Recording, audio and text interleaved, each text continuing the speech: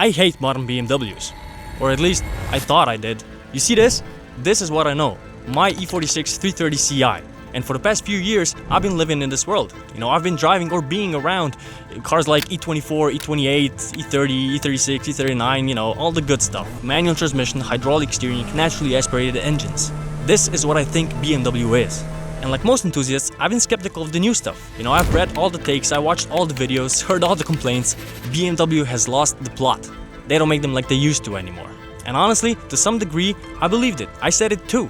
But the thing is, I've never actually driven a modern BMW. Until now. This is a 2022 230i. And it has none of the things my E46 has. No manual transmission, no hydraulic steering, no naturally aspirated inline six. But it is a two-door rear-wheel drive BMW coupe. And I'm about to find out if everything I believed was right or wrong. So the question is this still the ultimate driving machine?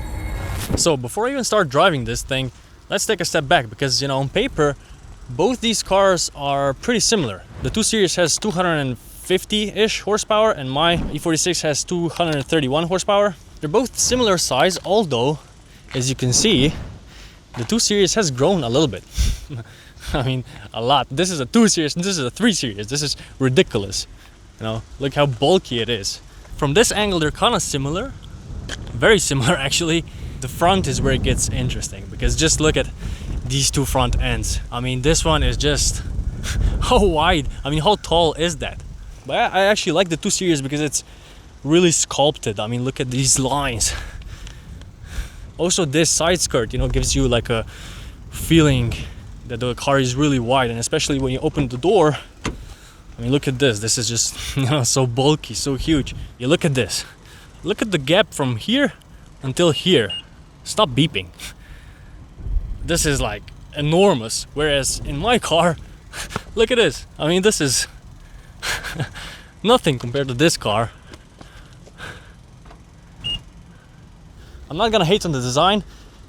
When it first came out, I was a bit skeptical, because I don't know, this, all the angles and stuff like that. Ugh. But now, I mean, especially when you compare it to the E46, a 20-year-old car at this point, more than that, it is some kind of an evolution. So this looks pretty familiar, to be honest. It looks pretty similar to my E46. I mean, you be the judge. Obviously, this one is not as fresh as the new one, but okay. The rear seats are, how do I, like that. Huh? We have some toys here. Let's see how this feels like. To be honest, it's pretty similar to my E46. Maybe a bit less headroom. Maybe. Obviously, mine has a handle here. Ugh. Yeah, this is, it's a bit more roomy here. Obviously, it doesn't have such a huge bump right here. Much more headroom as well. It's like the whole cabin is a bit wider, more airy. So let's go back. This is obviously electric, which is kind of cool, but you have to wait. Okay, so yeah, the driving position is better here. It is. I can sit much lower than my car. I can be very close to the steering wheel with my wrist sitting on top, and I don't have a problem with my legs. And my E46, I do have a problem with my legs. This one is also similarly spec'd to my E46. If we do a little jump between interiors now.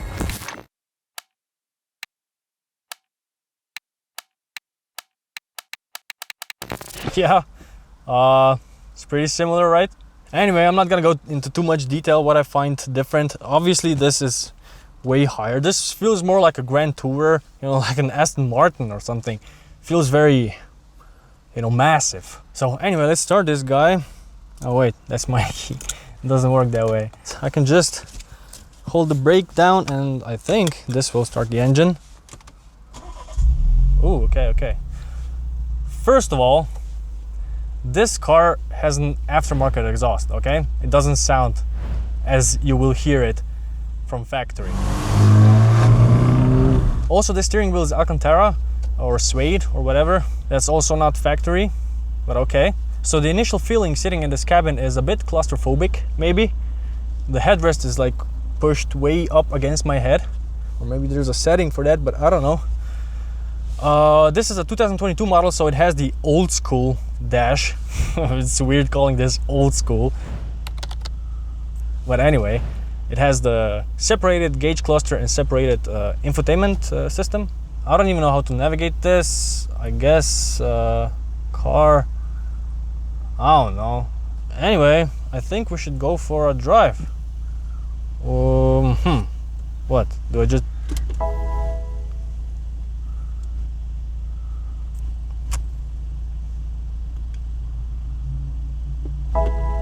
Huh?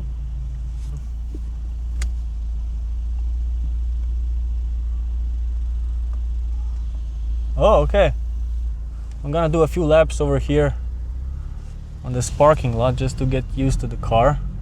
And excuse me for the dirty windshield.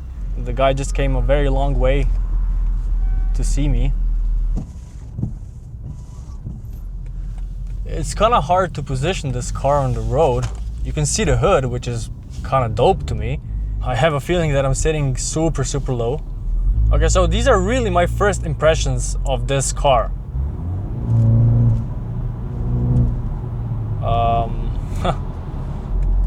Whoa. Whoa. Whoa. Okay. So the steering wheel is super direct. Am I in sport mode? Ah, okay, now I'm in sport mode.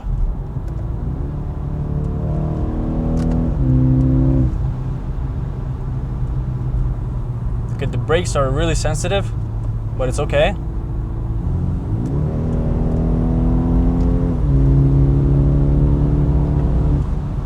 Okay, so this car has 245, 250 horsepower, I think. And it feels... yeah, it feels way torquier than my car. But you know, this is because it has 400 newton meters of torque and my car has 300 newton meters of torque. And this is really a big difference. You know, horsepower is not everything. There's also torque and where it has the most torque. I think this car has peak torque at 1600 RPM, which is super low. And the peak horsepower is, I think it's like 4000 something RPM. My car has peak horsepower at 5,900 RPM, so that's a big difference. So all I keep hearing is how the steering feel is dead in these modern BMWs. You don't really feel the road through the steering, which is unfortunate. You know, it's a little overly assisted. The steering though, numb. Very lightweight, even in Sport Plus. There's not much information coming through. And you don't get that feedback. You don't get that information from the wheel. You just have to notice that your car is wandering a tiny bit to the right or to the left, and then you're like, oh, okay, I better correct that. It's a little less intuitive than some of the truly great hydraulic racks from BMW in the late 90s and early 2000s. But right now, I don't really notice that it's dead. It has some weight to it. Oh yeah. What do you mean there's no steering feel? Of course there's steering feel. What? Why do people say there's no steering feel? Yeah, the torque is something else in this car. And this is not even a 6-cylinder. Let's check the exhaust.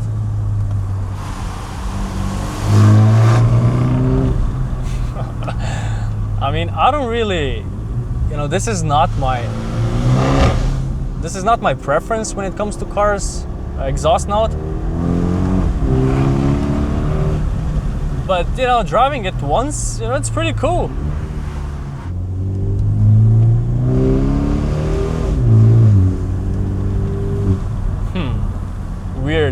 Weird behavior from the transmission.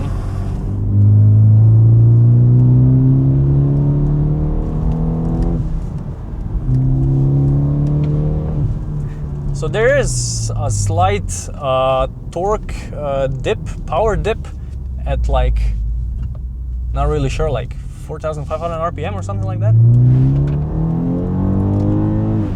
Yeah, it doesn't really like 6,000 RPM, but that's okay. It's a, you know, 2-liter 4-cylinder. You know, to be honest, I'm not really fond of this engine. I prefer my 6-cylinder M54, but you know, this is a base model 2 Series in the US, for example, the lowest one you can go for. But if this were a 240i, there's obvious turbo lag down low.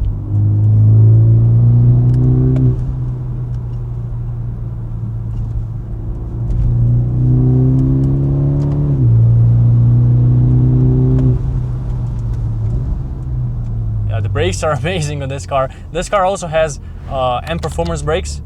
You know, this is not stock. Now let's focus on the steering feel, because this is, to me, this is the most important thing in modern cars, the steering feel. And I'm gonna, you know, be aggressive with the steering wheel on purpose here, because I just want to feel how it feels.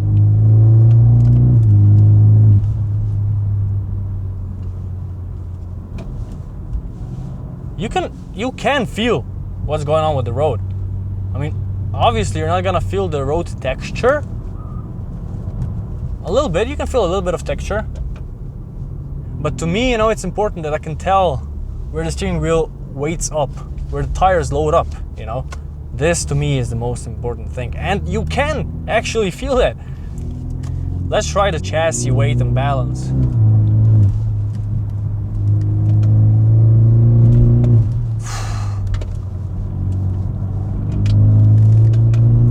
Whoa!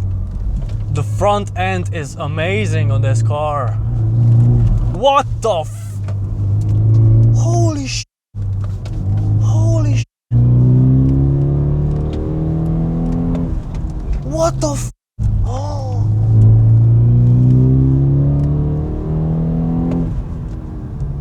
Holy sh! This car, holy sh! My E46 could never.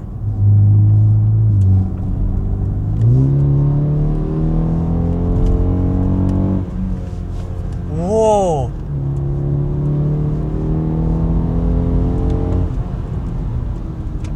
Okay, this is an amazing machine. I don't care what anybody says, this is freaking amazing. Yeah, the engine could be a 6-cylinder. I wish it would be, but this is...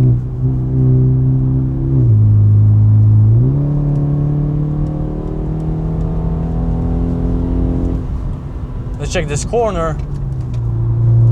Look at this. I mean, the front end is so responsive, and I can tell what's going on in front. I really can tell. Like, I have so much steering feel. It's, I mean, obviously it's not gonna be an E30, but it's plenty. This is holy sh. I cannot build. Oh, look how this car goes into corners. Holy sh. This is seriously impressive. And it feels light. It feels actually really light. I don't know how much this weighs. I think it's like 1600 something. Let's do another lap, because, you know, I'm seriously impressed on this car. Holy sh.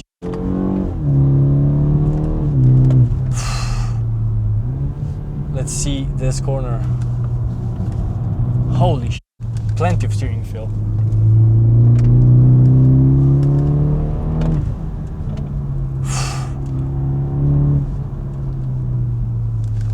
Amazing car, amazing. Look at it. I mean, how the f does this handle like that?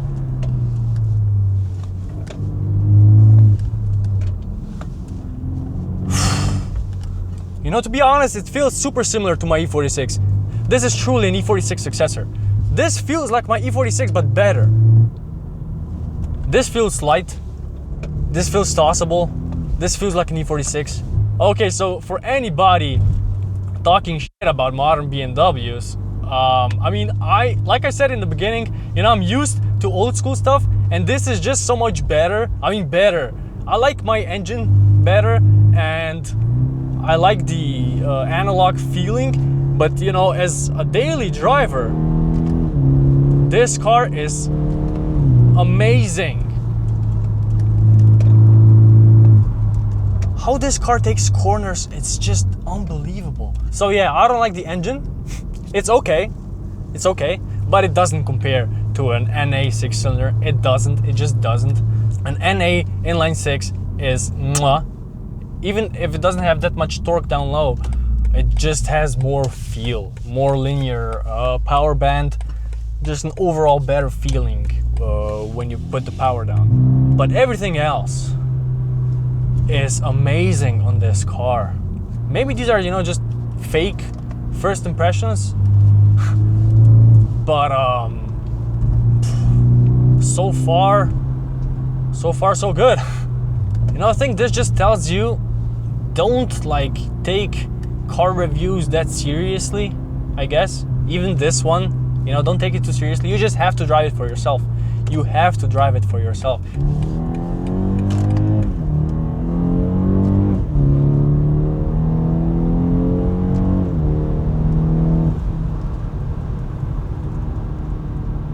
It's got plenty of power, but I definitely would have a 6-cylinder in this car.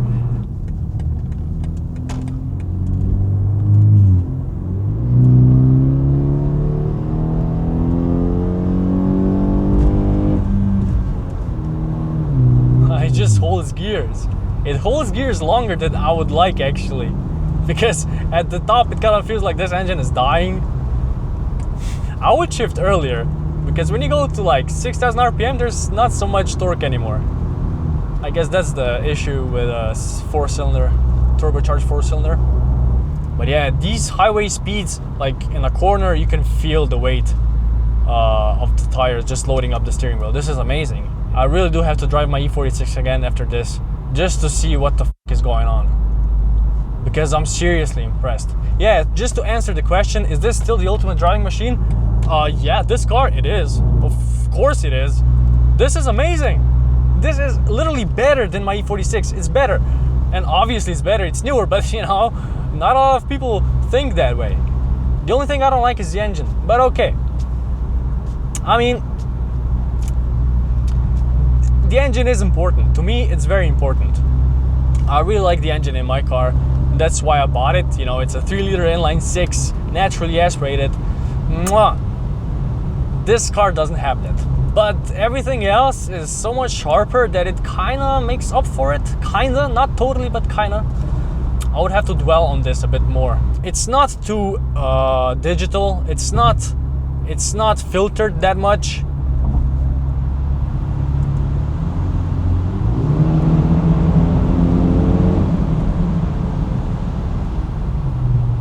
The exhaust is just wild on this car.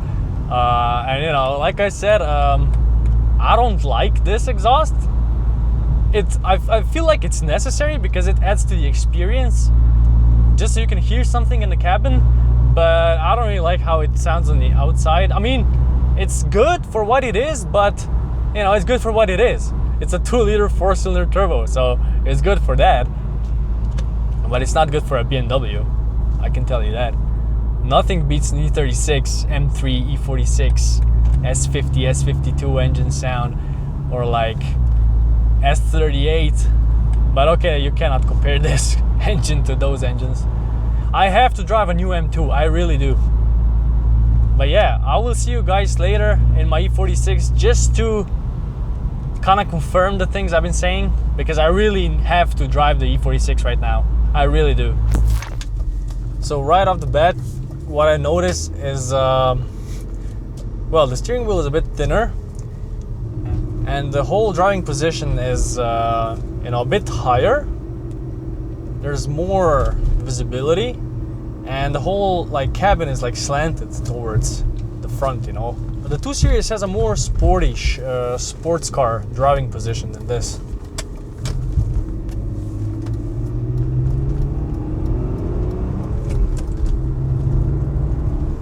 Yeah, okay, you know, it's interesting. I really like that I have full control over my inputs in this car. You know, the throttle, which gear I'm in, I always know like where I am with the car. Also regarding the steering feel, when it comes to like high speed feedback, I guess, the 2 Series had more of a, I don't know, like a stiffer feeling to it.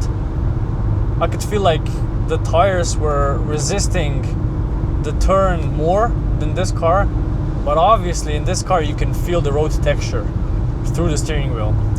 this is pretty obvious to me right now. Before, I didn't really realize, like I was focusing on the feedback when it comes to turning, but in this car you can feel the road texture as well. But you know, I'm not sure if that's a positive thing. It's just a byproduct of a more analog system. I'm not sure if you know, you necessarily want to feel the road texture all the time. I don't mind it, but you know, it's not a bad thing that you cannot feel it in a 2 Series, I guess. But yeah, okay, the engine, obviously there's not that much torque like in a 2 Series. Like this is foot to the floor. But the sound is okay. I mean, there's not so much sound as in the 2 Series, but you know, the 2 Series had a fake engine sound pumped in through the speakers. But okay. There's also a lot more NVH in here. Yeah, but this 6-cylinder is it's good. Even though it's an old 6-cylinder, you know, it's I mean, that's why it's good, because it's old. It's super raw. And this car is not that raw. I mean, my first car was an E30, you know, and then I bought this car, and this car felt like the future to me. But now it feels like going back in time. It feels old, but it doesn't feel bad. Let's see here. Okay, yeah, okay. Yeah, I kind of get what they mean about no steering feel. I mean, the steering feel is good in the 2 Series, but in this car it's just more natural, I guess. Yeah, the linear power is amazing. I really like the linear power band in cars. It just feels natural, you know, it feels like you're in control. Your right foot is doing exactly what you want it to do. There's no turbo lag. There's no weird downshifting because it's a manual. You know, that's also one thing. This car is a manual. This adds up to the driving experience. Yeah, this car is struggling. Yeah, you have to rev this engine out. This is not gonna do it. You know, 3,500 RPM is not gonna do for this car. And this is nothing, you know. But then again, you know, like, this just goes to show you how more usable modern engines are. Because I was flying here with the 2 Series, and in this car, you know, you have to rev it out, which is not a bad thing, but you have to rev it out. There's no turbos here. Yeah, this engine is it's good. You know, it's not the best BMW engine there is, but it's a 3-liter inline 6, naturally aspirated. What more do you want?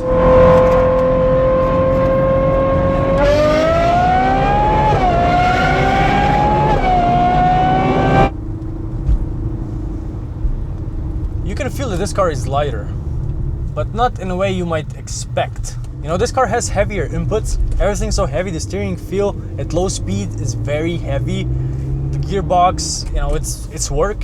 The gas pedal has weight to it. You know, it's not easy to press down.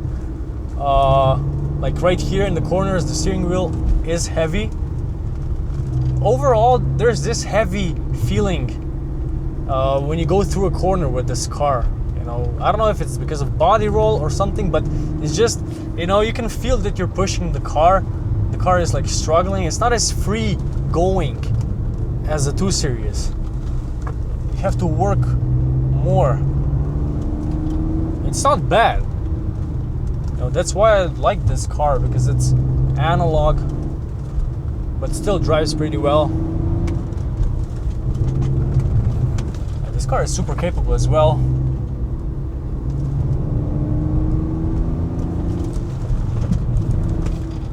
But I was just so impressed with how the 2 Series handled. I mean,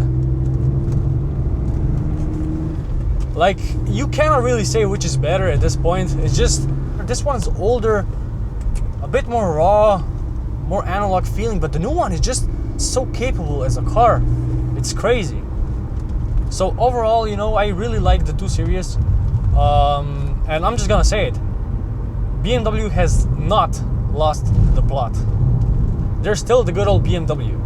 You know, they just evolved. And in the case of that BMW, it evolved in a good way. Yeah, there are things, you know, they could improve, but I mean, like I said, also, you know, the 230i is a base model in the US, not in the Europe. but in the US it is.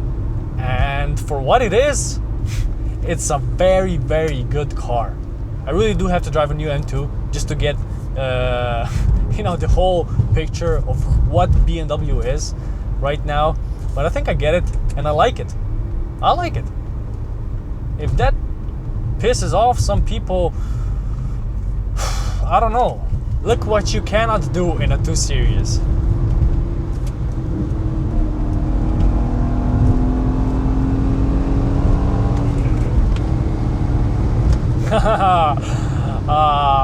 Yes. Oh, the throttle response, holy shit. You know, I drive this car every day and I sometimes forget how good of a car this really is. They really don't make them like they used to anymore. This is a true saying. This doesn't exist anymore. You know, the 2 Series is a perfect example of a car like this, but, you know, done in a modern way.